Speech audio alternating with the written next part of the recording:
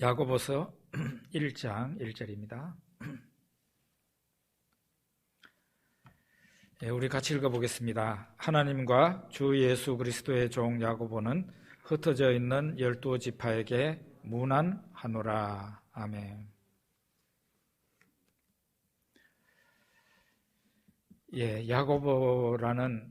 야고보를 보려고 하는데요. 이 야고보는 예수님의 동생 야고보입니다.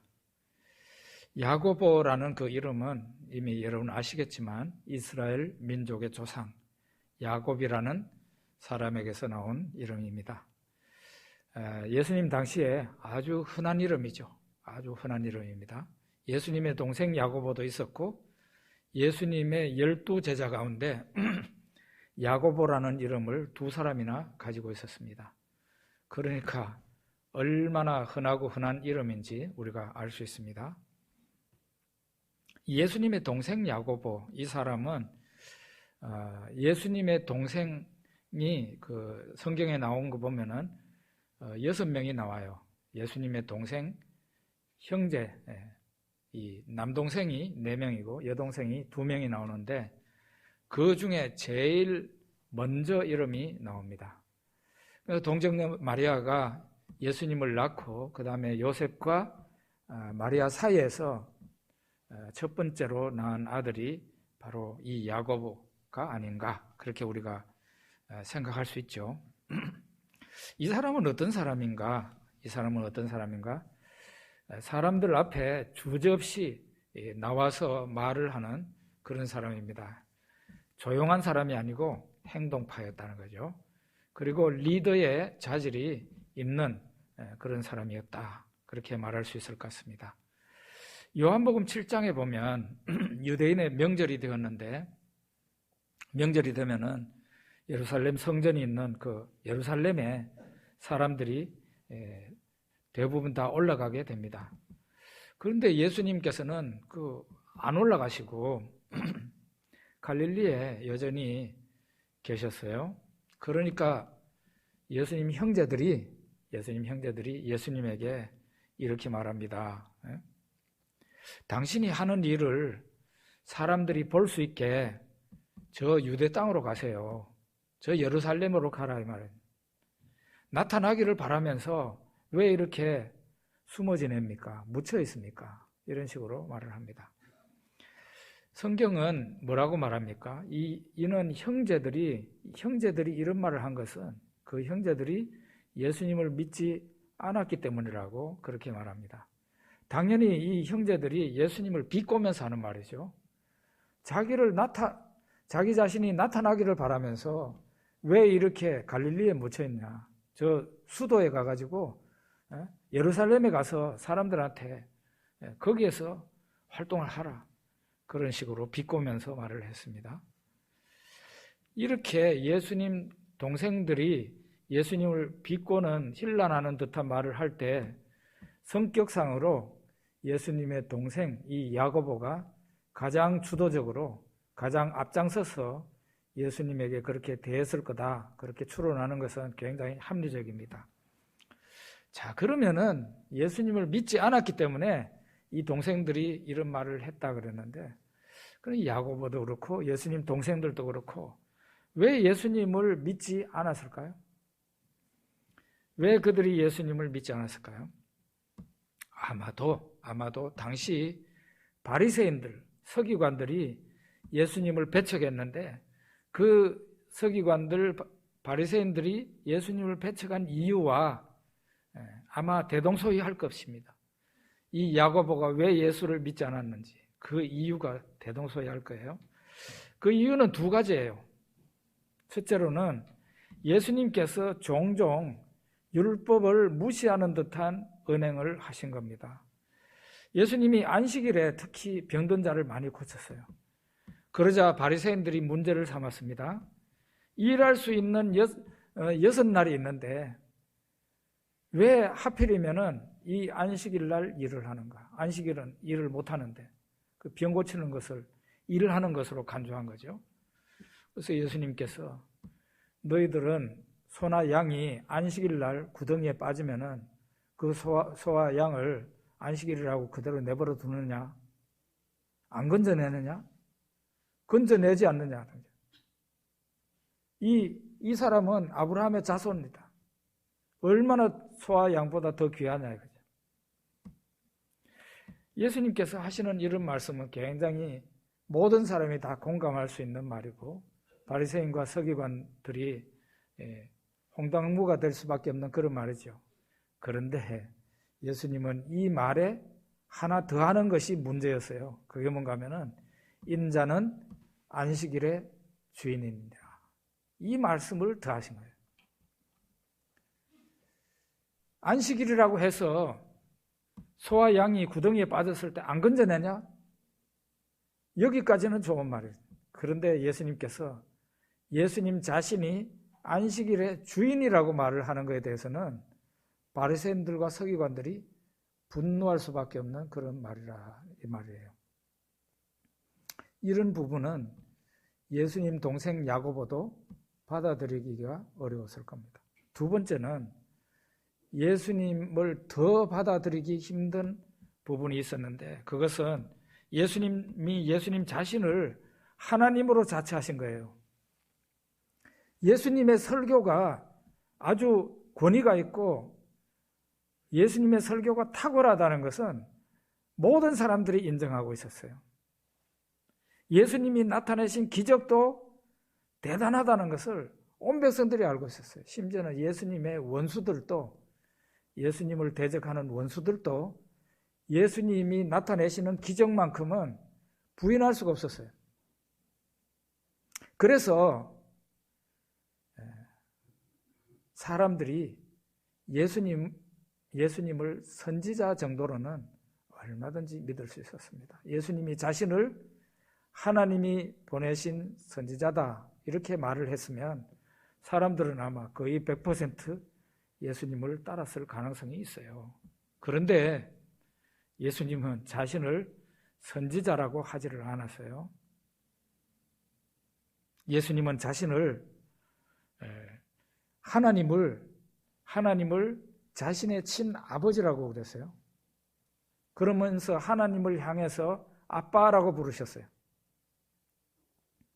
요한복음 10장 30절에 보면 나와 아버지는 하나이니라 이 말씀을 하셨어요. 이 말이 무슨 뜻이겠어요? 나와 아버지는 하나다. 내가 곧 하나님이다 이런 말이죠. 유대인들이 이 말을 듣자 분노해서 돌로 예수님을 치려고 그랬습니다.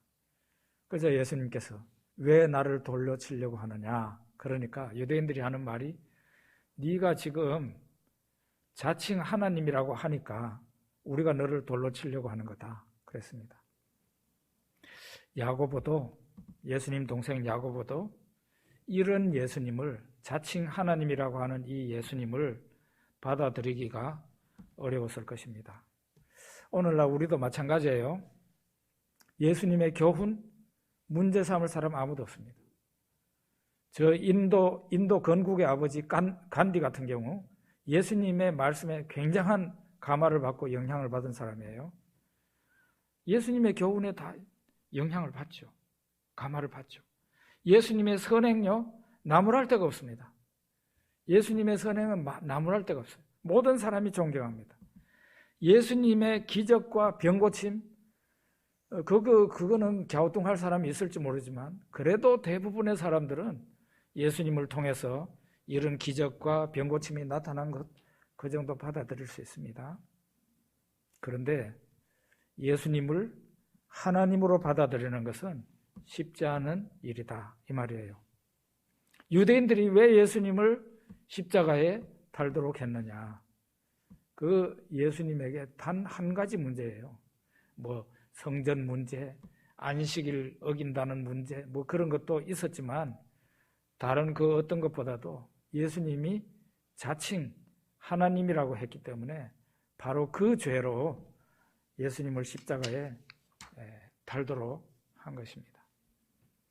야고보도 그래서 예수님 동생 야고보도 그래서 예수님을 받아들이기 어려웠을 거예요. 그러면 이 야고보가 어떻게 예수 믿는 자가 되었는가?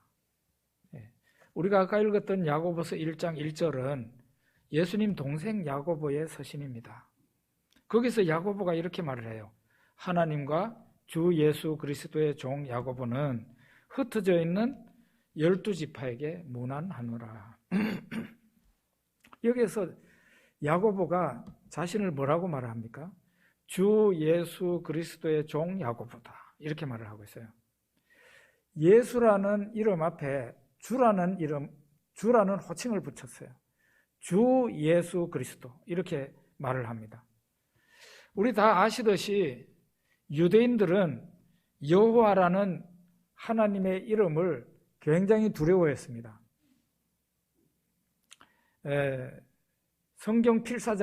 유대인 성경 필사자들이 당시에 많았어요. 이 구약 성경을 우리가 읽어보면 알지만은 여호와 하나님, 이런 여호와라는 하나님의 그 이름이 많이 나타납니다. 심지어는 한 구절에 2번 나타날 때도 있어요. 이럴 때는 이 성경 필사자들이 성경을 베끼다가 여호와라는 이름이 나오면은 자기 몸을 씻고 그 다음에 그 피를 있죠. 그 피를 쓰는 그것을 빨아가지고 물에 빨아서 씻고 그 여호와라는 이름을 썼다는, 한 구절에 2번 나타나면 2번 목욕탕에 들어가야 되는 거죠. 이 정도로 그들은 하나님의 이름을 거룩하게 여겼어요. 나중에는 어떻게 됐는가 하면 유대인들이 하나님의 이 성호 여호와라는 이 하나님의 이름을 입 밖에 내지를 못했어요. 두려워서. 그럼 어떻게 했겠어요? 성경을 읽다가 여호와 하나님 이렇게 나오면은 여호와라는 말 대신에 아도나이라고 아도나이라고 했어요. 주. 우리말로 번역하면 주예요. 여호와 하나님이라는 그 글자를 주 하나님으로 바꾸어 읽었단 말이에요. 그래서 야고보가 주 예수 그리스도의 종 야고보라 그럴 때 예수 앞에 주를 붙인 것은 그래서 특별한 의미가 있는 일이다 이 말이에요. 야고보가 예수를 하나님으로 받아들이고 믿었다 그런 얘기입니다. 그러면 야고보가 도대체 어떻게 해서 이렇게 변화가 되었을까요? 예수님을 힐난하고 예수님을 믿지 않았던 그 불신자 야고보와 주 예수 그리스도의 종 야고보는 정반대의 사람이잖아요. 그 간격이 엄청 넓단 말이에요. 무슨 일이 있었기에 야고보가 주 예수 그리스도의 종이 된 겁니까? 무슨 쇼킹할 어마어마한 일이 야고보에게 있었다고 봐야 됩니다. 그것이 바로 예수 그리스도의 부활 사건이었다 그런 얘기예요. 성경은 고린도전서 15장에 부활하신 예수가 여러 사람에게 나타났었다고 얘기를 합니다. 예수님이 베드로에게 나타나시고 제자들에게 여러 차례 나타나시고 그 다음에는 500여 명의 형제들에게는 감람산에서 승천할 때 한꺼번에 500여 명의 형제들에게 나타나시고 그 다음에 야고보에게 나타나시고 제일 마지막에 사도 바울에게 나타났다고 사도 바울이 그렇게 기록하고 있어요. 그 사도 바울 앞에 부활하신 예수님을 뵀다고 하는 사람이 바로 예수님의 동생 야고보입니다. 야고보가 예수 그리스도의 부활을 목격하면서 부활하신 예수님을 만나면서 불신자 야고보가 아니라 주 예수 그리스도의 종 야고보가 된 것입니다. 자, 그러면 우리도 예수님을 만나야 되는데 우리가 만나야 되는 예수님은 부활하신 예수님이에요. 우리가 지금 부활하신 예수님을 어떻게 해서 만날 수 있을까요? 요한계시록 3장 20절에 여러분 잘 아시죠? 볼지어다 내가 문 밖에 서서 두드리노니 누구든지 내 음성을 듣고 문을 열면 내가 그에게로 들어가 그로 더불어 먹고 그는 나와 더불어 먹으리라. 예수님이 각 사람의 마음 밖에서 그 마음 밖에서 녹화하고 계신다는 거죠. 누구든지 예수님의 음성을 듣고 문을 열면은 예수님이 그 사람 안에 들어간다 그랬어요. 문을 열면은 예수님이 들어가신다 그랬어요. 그 예수님이 우리 안에 문을 여는 사람한테 들어가는데 그 예수님은 어떤 예수님이에요? 당연히 부활하신 예수 그리스도의 영입니다. 부활하신 예수 그리스도의 영이 우리에게 찾아오셔서 우리의 마음문 밖에서 녹화하시고 우리가 마음문을 열면 그 부활하신 예수 그리스도의 영이 우리 안에 친히 들어와서 내주하시는 거예요. 우리 안에 들어오시고 우리와 함께 밥을 먹고 우리와 함께 길을 가고 우리와 함께 인생길을 함께 하신다는 거죠. 그래서 부활하신 예수의 영이 우리 안에 사시는 거예요.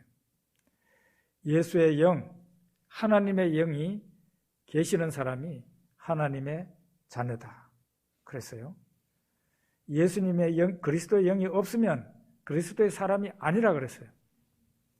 부활하신 예수 그리스도의 영을 그 마음속에 모시고 있는 사람이, 그 마음속에 있는 사람이 진짜 백이 하나님의 자녀다 이 말이죠. 자, 그러면은 하나님 이 부활하신 예수님의 영을 모시고 예수 그리스도의 부활을 우리가 접하게 되면 어떤 일이 생기는가? 어떤 일이 생기는가? 예수가 하나님이시다는 것을 믿을 수 있게 됩니다. 예수님이 하나님이라는 것을 아무리 말을 해줘도 아무리 합리적으로 설명을 해도 그런가 하고 쳐다봐요. 그런데 그 사람이 어느 날 부활하신 예수님의 영을 모시잖아요. 그러면 설명이 필요 없어요. 예수가 하나님이라는 걸 그 사람한테 설명할 필요가 없다고요. 그냥 믿어집니다. 믿어져요. 설명해도 못 믿던 사람이 부활하신 예수 그리스도의 영이 그 사람 안에 들어가게 되면, 다른 말로 그 사람이 부활하신 예수 그리스도의 영을 모시게 되면 설명을 안 해줘도 예수님이 하나님이신 것을 안다 이 말이죠. 저는 1977년 8월 8일 날 골수암 때문에 하나님을 찾았는데 신유 집회를 먼저 찾았습니다. 금방 예수를 믿고 싶었는데 참 제 마음이 믿고 싶지 않는데 또 믿어야 되는 거예요. 왜? 병을 빨리 고침받아야 되니까.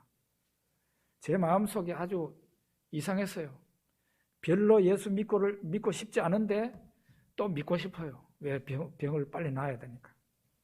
그런데 그 믿음이 잘 안 생겨요. 2달 동안 믿고 싶어도 안 믿어지는 2달 동안의 세월을 보냈는데 저 같은 경우는 약과입니다. 어떤 사람은 수십 년 그렇게 보낼 수 있습니다.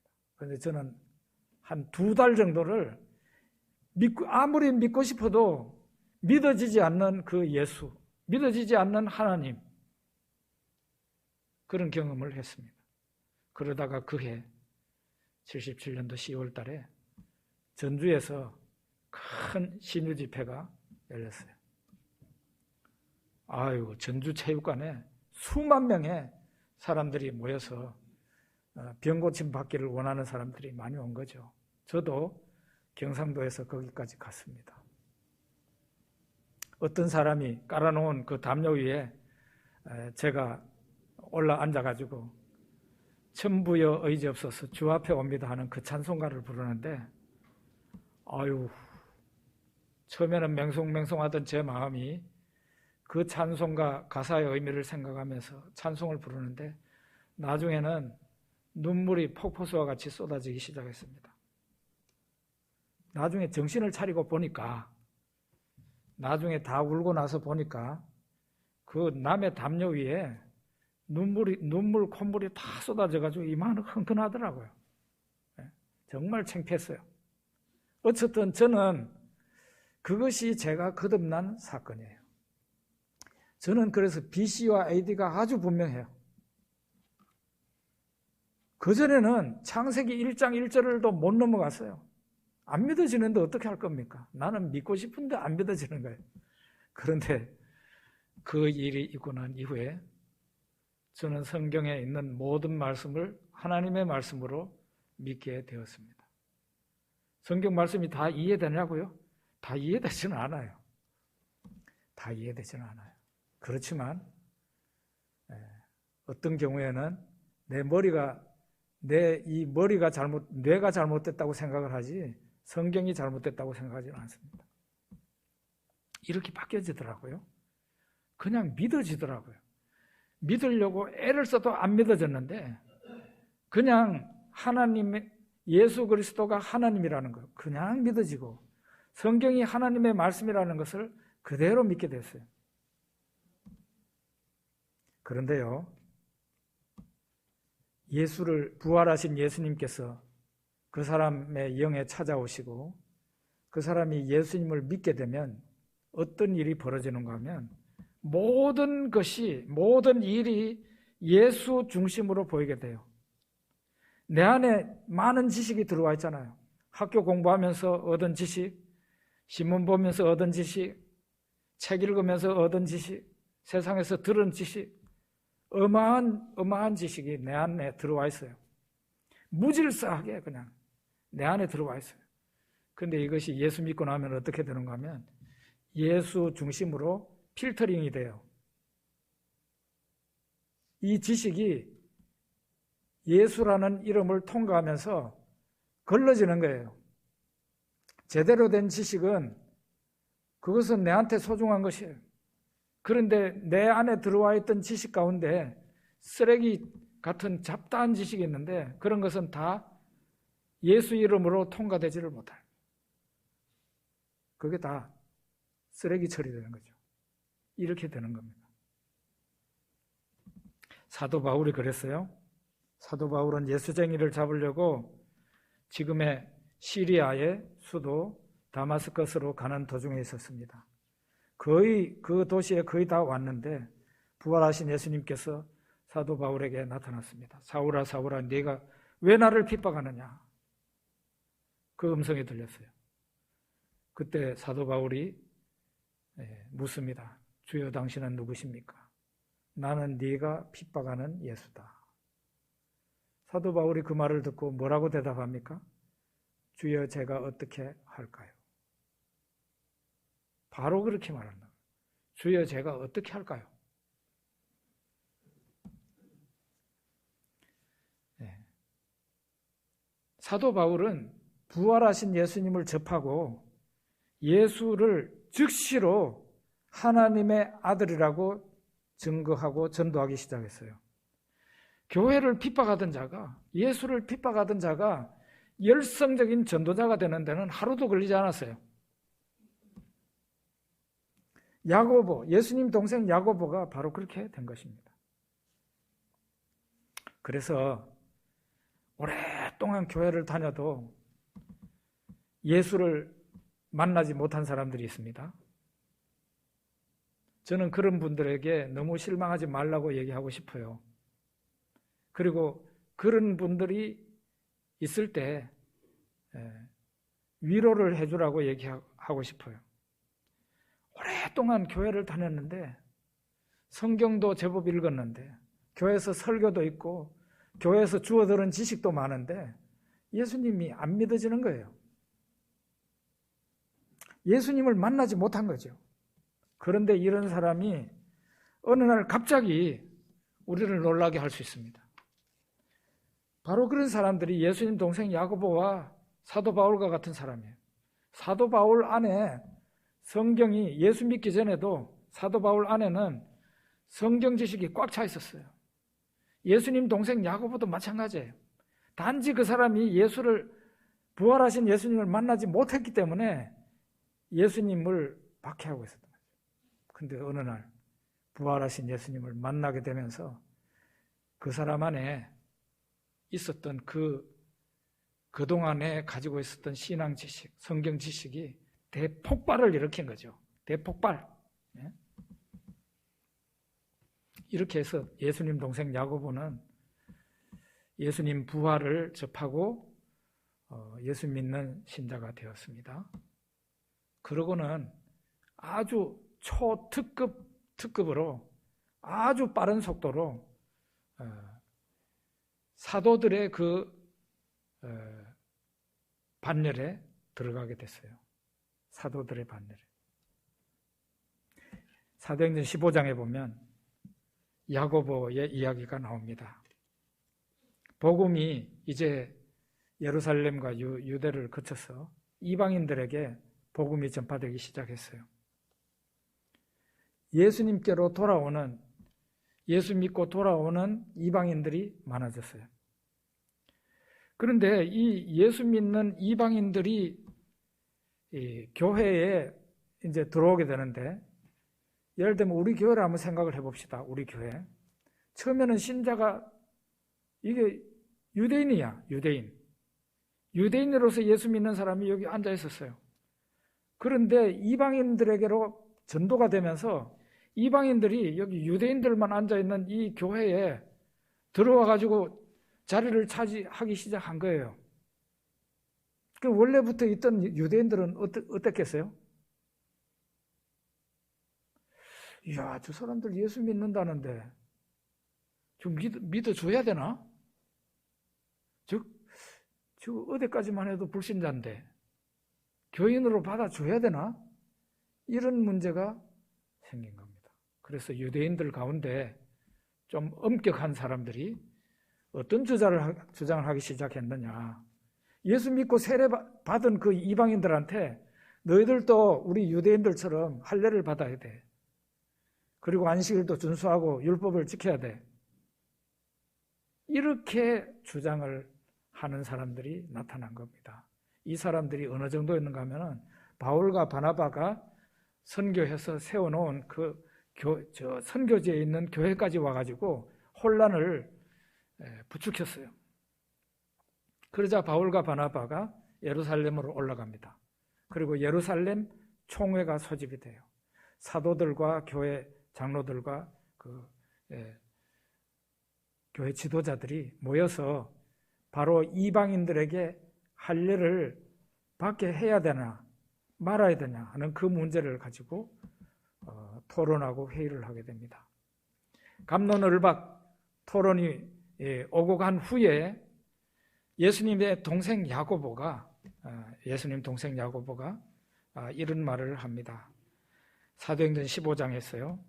내 의견에는 이방인 중에서 하나님께로 돌아오는 사람들을 괴롭게 하지 말아야 된다. 다만 우상의 제물과 목매어 죽인 짐승과 피는 먹지 말고 음행을 멀리하게 하는 것이 맞다. 이렇게 얘기를 합니다. 예수님 동생 야고보가 이렇게 회의를 주도하면서 이 말을 하게 되니까 모든 사도들이 맞다 받아들이고 모든 온 교회가 그것을 합당하다고 받아들입니다. 그렇게 해서 예수님 교회에서 할례는 유대인들이 받고 싶으면 받는 거고 이방인들에게 할례를 받도록 하는 것이 예수님 교회에서 없어지게 된 거예요. 여기에서 보면 초대 교회의 중요한 결정을 누구가 주도했어요? 예수님 동생 야고보가 주도한 거예요. 늦게 예수님을 믿었지만 복음을 제대로 접하고 예수를 제대로 믿고 교회 지도자로서 훌륭한 사람이 된 거죠. 근데 이 야고보는 어떤 사람인가요? 그는 행함이 있는 믿음을 강조한 사람이에요. 야고보 1장 22절에 보면 너희는 말씀을 행하는 자가 되고 듣기만 하여 자신을 속이는 자가 되지 마라. 이렇게 말하고 2장 26절에는 영혼 없는 몸이 죽은 것 같이 행함이 없는 믿음은 죽은 것이니라. 우리 잘 아는 말씀이죠. 행함이 없는 믿음은 죽은 거다. 이렇게 말을 한 사람입니다. 행함이 있는 믿음을 이 야고보가 강조한 것이죠. 옛날부터 지금도 예수님 교회 안에는, 기독교 안에는 율법 폐기론자들이 있었습니다. 지금도 있고요. 대표적인 율법 폐기론자는 구원파입니다. 구원파. 예수를 믿는 믿음이 중요하지 행위가 뭐가 중요하냐 이렇게 얘기를 하는 사람들이에요. 예수를 믿었으면 됐지. 예수를 믿었으면 됐지. 행동이 뭐가 중요하냐. 믿고 구원받았으면 됐지. 행동이 왜 중요하냐. 이게 바로 율법 폐기론자거든요.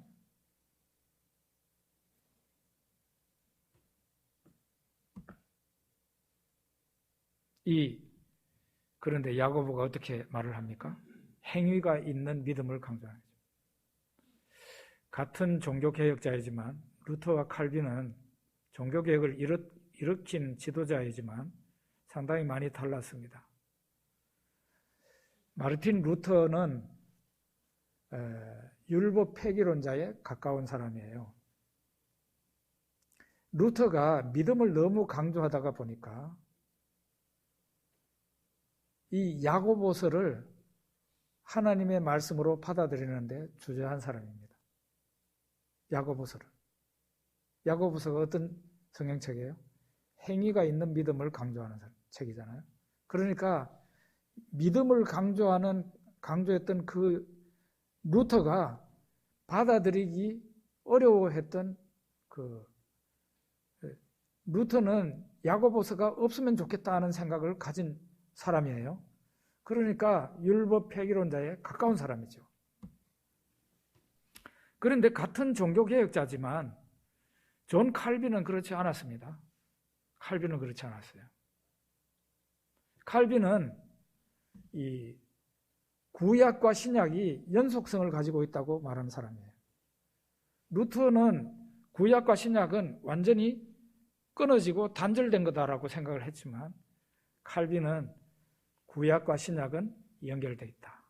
그렇게 생각한 사람입니다. 그래서 칼빈의 후예가 바로 장로교인데 장로교 신앙은 구약을 무시하지 않습니다. 구약의 10계명 여전히 중요하게 생각하죠, 우리가. 구약의 10계명을 여전히 중요하게 생각하고 구약 율법을 중요하게 생각하는, 그걸 폐기의 대상으로 생각하는 게 아니라 구약 율법 중에는 우리가 꼭 지켜야 될 그런 부분이 오늘날 우리들에게도 있다는 것을 우리가 잘 알고 있어요. 이렇게 야고보가 행위가 있는 믿음을 강조한 겁니다. 그런데 우리가 알아야 될 게 있어요. 그게 뭔가 하면은 우리가 율법을 지켜서 구원을 얻는가? 그건 아니죠. 만약에 우리가 율법을 지켜서 구원을 얻는다면은 내 힘으로 구원을 얻는 거죠. 자력 구원이죠. 근데 그 성경은 그렇게 가르치지 않아요. 우리는 예수 십자가의 공로로 구원을 얻는 겁니다. 그래서 오직 우리의 행위가 아니라 오직 우리가 예수를 믿음으로 구원을 받아요. 그런데 문제는 예수님 믿고 구원받은 사람이 이 세상에서 어떻게 살아야 되느냐, 어떻게 하나님의 백성으로 자녀로 살아야 되느냐, 그때의 표준이 되는 것이 바로 규범이 되는 것이 율법이다 하는 거예요. 그래서 우리가 십계명을 외우기도 하잖아요. 율법의 축소판이 바로 십계명인데 이 십계명을 그래서 오늘날 우리가 하나님의 백성으로서 가지고 살아야 될 그런 규범으로 여전히 생각을 하는 겁니다.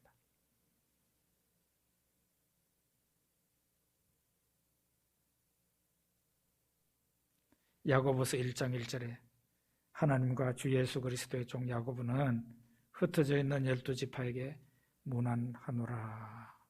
야고보가 이 말씀에서 자기 자신을 예수님의 동생 야고보가 아니라 주 예수 그리스도의 종 야고보라 한 것을 우리가 깊이 생각해야 됩니다. 그는 예수님 생시에는 예수님을 믿지 않았던 인물이에요. 예수님에게 유명하게 되고 싶거든 사람들한테 나타나고자 한다면 저 사람들 많은 수도권으로 가세요. 이렇게 비꼬면서 말을 했던 사람이에요. 그런데 이 야고보가 변화가 되어서 180도 바뀌어져서 주 예수 그리스도의 종이라 그랬어요, 자기를. 누구나 예수님을 제대로 알기만 하면 그 예수님을 믿을 수밖에 없고 야고보처럼 될 수밖에 없다. 그렇게 생각이 됩니다. 하나님 없는 인생, 하나님 없는 인생은 저자가 없는 책과 같아요. 하나님 없는 인생은 만든 사람이 없는 도자기와 같다는 거죠. 허공에 떠 있는 인생이에요. 이 세상에 나를 만들어서 이 세상에 태어나게 하신 그 하나님을 부정하면은 나라는 존재가 부정이 되죠. 나를 구원하신 예수님을 부정하면 내가 소망이 없어져 버리는 거예요.